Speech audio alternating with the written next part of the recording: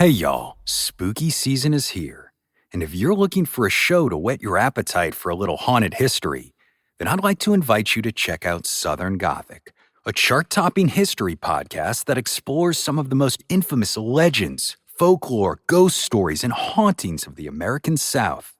We've covered all sorts of stuff from the Bell Witch of Tennessee to the disappearance of the Confederate submarine, the H.L. Hunley.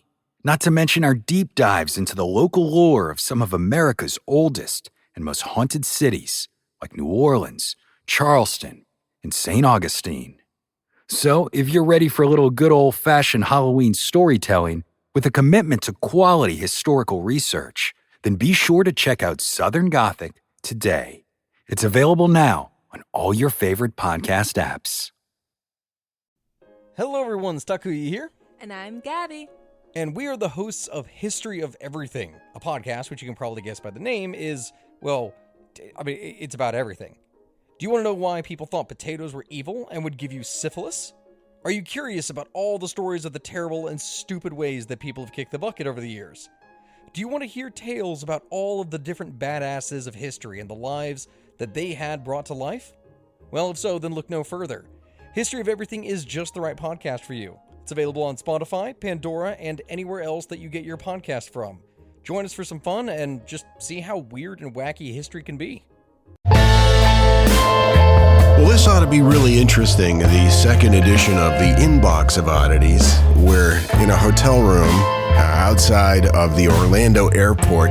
We thought it would be fun to maybe record this in the bar, but they were blasting the Buggles. Video killed the radio star. And don't get me wrong, I love that song, but I don't want to get sued for copyright infringement. No, thanks. Also, they had like 8 different sporting activities on 8 different TVs at maximum volume. So we're in the room. However, there is a little bit of an air conditioning sound. So apologies. What are you drinking? A Sweetwater Hazy IPA. What do you have? The OG Sweetwater IPA. Oh. It says, don't float the mainstream. More like lame stream. Am I right? Anyway, thanks for joining us for this, the second edition of the Inbox of Oddities. We share your emails, some of your social media posts and messages, and any stories that you want to record and send in to curator at theboxofoddities.com. We just had a really cool submission sent to us, but we didn't get it edited in time. So that's for next time. If you would like to record a story in your voice on your phone and email it to us, you could be a part of the Inbox of Oddities too. Olivia wrote, "Hey, Kat and JG, I've been a listener for almost 6 years, but this is the first time I've reached out. I love your show. You guys are always so sweet and fun, and I really, truly enjoy listening. I got really behind, so I've been binging for the past few months-ish. I'm so sorry to hear about your sweet doggy. I know how difficult it is to lose a family member that's so important.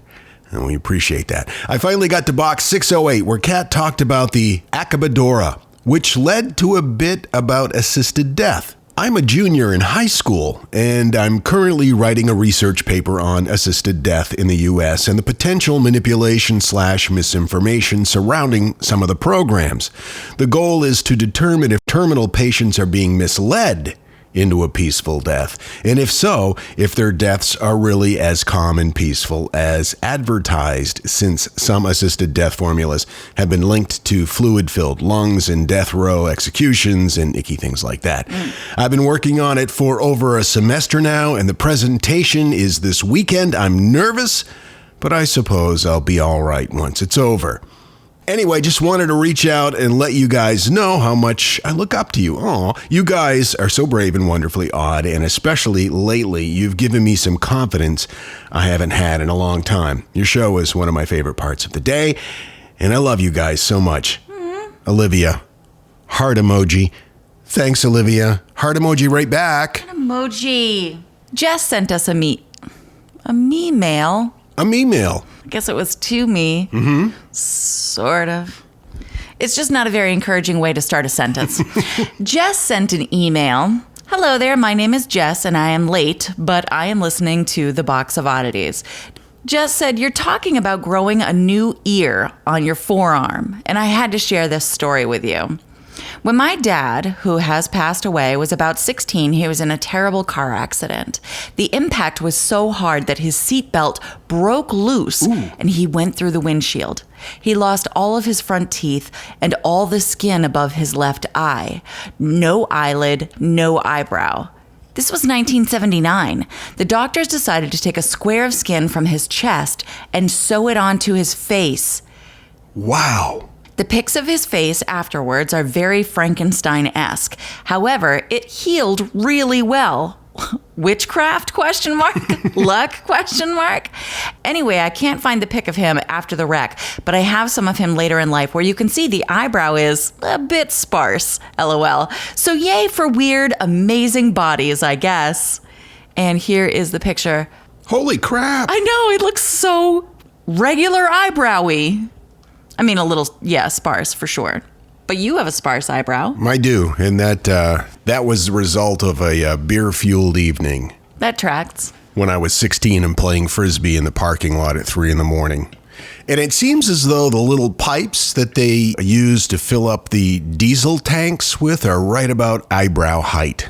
In the last Inbox of Oddities, we talked a little bit about some of the after-death experiences that people have had.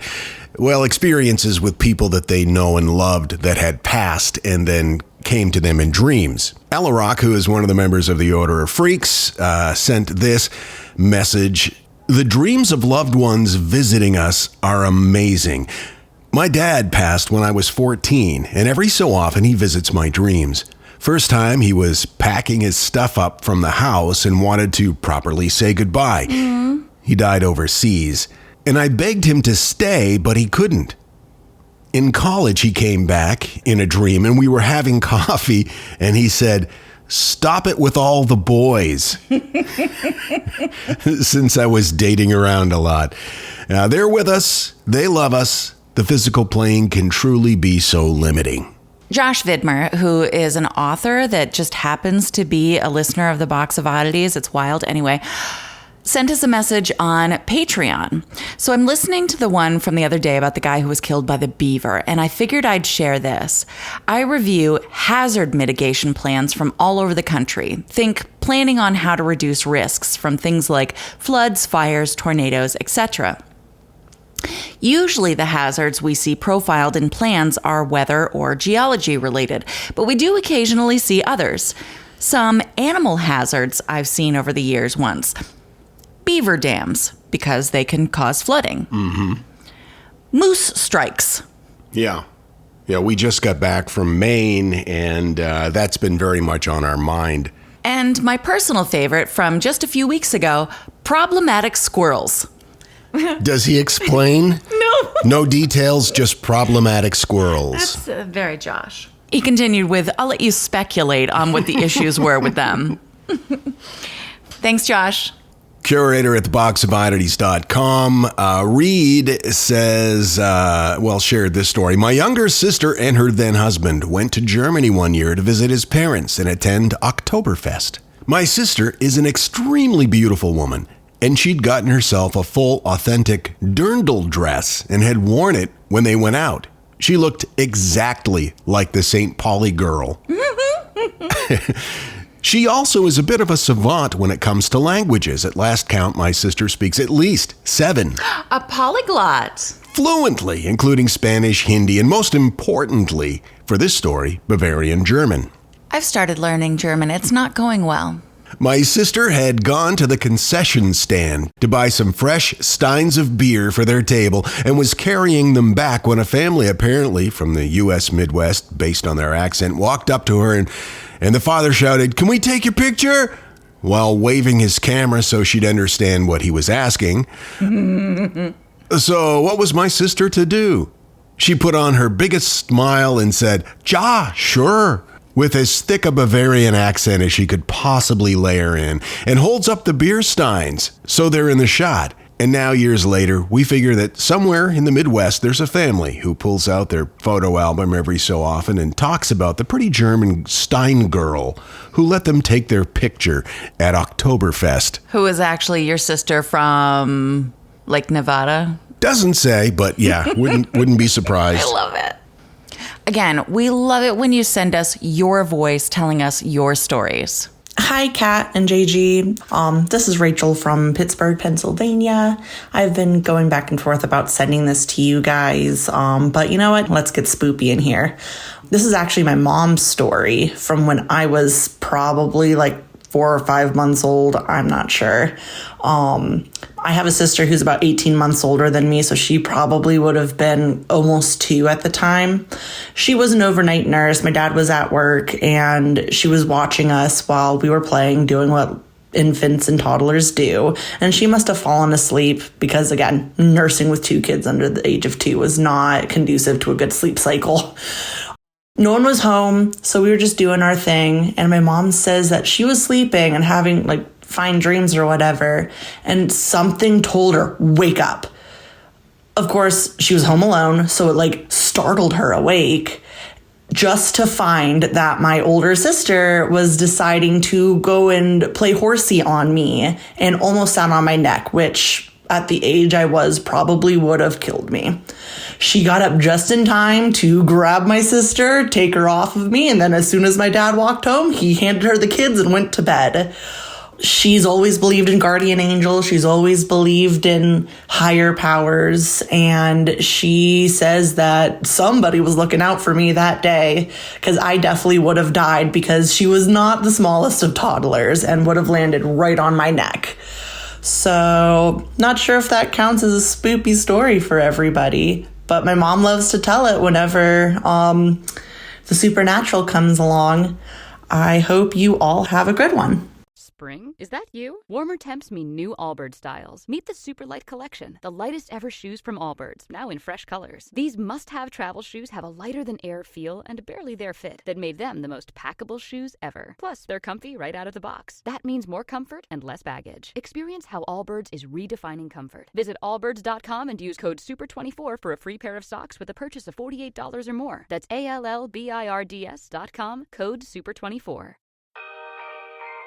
When Johann Rall received the letter on Christmas Day 1776, he put it away to read later.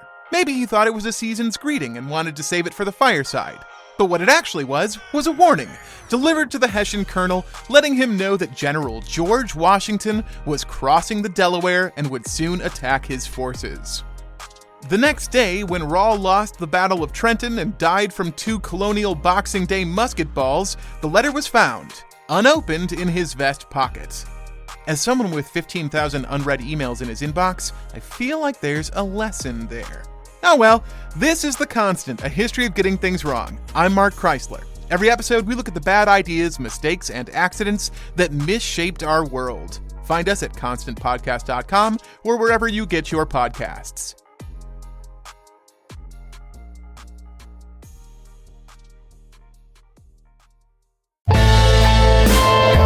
We got this email from Bunny. So back when I was living in Kansas in 2013, I was a manager at a fast food place. We just hired this new guy. I started chatting with him and he says he just moved there from Milwaukee. Okay, cool. We talk a little bit more and I tell him that I'm going to go to a gay bar that weekend to let off some steam. He tells me that's not really his scene and I ask him, why not? He tells me that Jeffrey Dahmer killed his older brother. Oh, no. Now, this was before any of the Netflix shows, and honestly, before I really got into true crime. I didn't know too much about it, and I can't remember my coworker's first name. Shame on me. But I do know that his last name was Lindsay. His brother was Errol Lindsay, the first person that Dahmer drilled a hole into. Oh, my God. My coworker said that his family pretty much fell apart after everything happened. He said he was real disappointed when Dahmer was killed in prison because he wanted to be that person to get a hold of him. My coworker's a really nice dude, and I hope that he's doing all right, especially with all the new shows being so popular. That has to be so rough for him. Anyways, thank you for letting me write in. I've been a fan for a minute. I hope my email gets to be read. Please be sure to say my name. JG has the best radio voice. Oh, okay, I'll make sure that you say the name. Bernadette Reinhardt. She, her. Or should I say, Bernadette Reinhardt. She, her. I would go stronger on the end of Reinhardt. Bernadette Reinhardt. Reinhardt. Bernadette! Bernadette! Oh, one of my favorite songs of all time. What is that lead singer's name? Levi Stubbs? Ah, yes. But could you say it, in your radio voice? Levi Stubbs. In a world where Levi Stubbs sings Bernadette. The way he pleads Bernadette after that short break, like, he comes back and it's just like, Do you know what I'm talking about? I was reassured, by the way, in that email that my voice is great, too. Yeah, well, yes, yeah. Do you think that they meant Levi Stubbs? No. No? Becky sent an email. Hey, y'all, forgive me for geeking out, but I totally feel like you guys are family. Aw. I know, kind of creepy, kind of endearing. Story of my life. I wanted to send you some information from my former foreign exchange daughter who is in Sardinia. I asked her about the Femina Acabadora, and she is very familiar with this. I'm forwarding you what she said about it. I've been very fortunate to have visited her, and the island is incredible. If you ever get a chance to go, it's an amazing place, and the people are wonderful. Below is what she said. So the most famous book about the figure is written by Mikola Murgia. I found it in its English version. She was the best Sardinian writer, a very feminist one, and she unfortunately died last year from cancer. She was my mom's age, so very young. The books tell a story of a girl living in a Sardinian village who hides her job, which is being an acabadora. Acabadora comes from the Sardinian acabador, that means to finish, to end. Basically, there is not historical proof that some women were doing this, but it might be the church hiding it because of ethical reasons. Many say it was a story to scare people. Others claim it was reality. In any case, it was a sort of creepy euthanasia. When a person was too sick or too old, considering that in small Sardinian central town hospitals and doctors were not too accessible, a woman was called and she was asked to kill the sick person by suffocation or with a big stick. I'll send you a picture, which she did. Nobody but everyone knew who the acabadora was. Others say it was just a woman who would keep company with the sick person, but as I said, they might have covered the true reality for religious reasons. It was more popular in central Sardinian area where witchcraft is kind of more diffused. We do not really have witchcraft as Salem witches or as African regions. It was mostly a way to send curses in the opposite, good wishes. Yay! Other times, it's done by feeling jealousy toward another. If a woman especially feels jealousy toward you, or if she envies you, she might send you bad wishes and curse you, even though it is not really intentional from their side. I honestly believe in this Sardinian witchcraft theory because most of the times, it came out to be true. I also think Abacadora really existed, but church is too hypocritical to admit it. I also support euthanasia, so I don't think it was the worst idea considering how many people might have suffered without the proper medications that were inaccessible at the time. And it's signed Elena. And then Becky goes on to say, as a side note, I want to thank you both for getting me through the worst times of my life. I lost my dad and sister in 2020 and left my ex. I packed up and moved from Chicago to Houston in 2023. My life's been challenging, to say the least, and you've been there, even if you don't know it. Thank you for taking the time to read this. Stay freaky, and I love you both. Thank you for taking us with you. We love a good road trip. Cassie sent us an email. I would like to submit the story of a local legend named Richard Bebo Russell, or as he is known now. Wait, Sky King? Sky King. Oh my God. A folk hero for the common human, someone who struggled with mental health. I believe mental health is something most of us have fought with or continue to fight.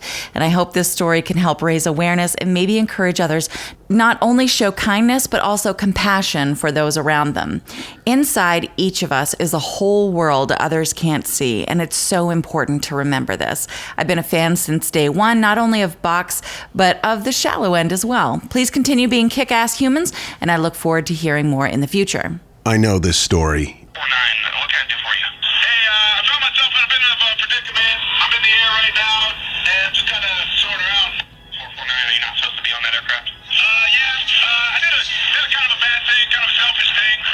Well, just that is terrifying. Yeah, we'll get into more details on that in an upcoming episode. Thank you so much for sharing. And we would love to hear from you if you've got, any comments or a story or whatever. We love hearing from you. On my phone, I can scroll all the way to the right-hand side, go to app library, and I have an app called Voice Memo, and that just came on my iPhone, so I didn't have to download anything special. I just record my voice directly into it, and then you can add that as an attachment to an email. That is a down and dirty on how to get us your stories. And again, the email address, curator@theboxofoddities.com. Bonus points if they're actually down and dirty. We'll see you next time. Until then, keep flying that freak flag. Fly it proudly, you beautiful freak. And so, let it be known that the Box of Oddities belongs to you, and its fate is in your hands. We wish to offer our deeply felt gratitude and appreciation for your patronage. TheBoxOfOddities.com. Copyright 2024, all rights reserved.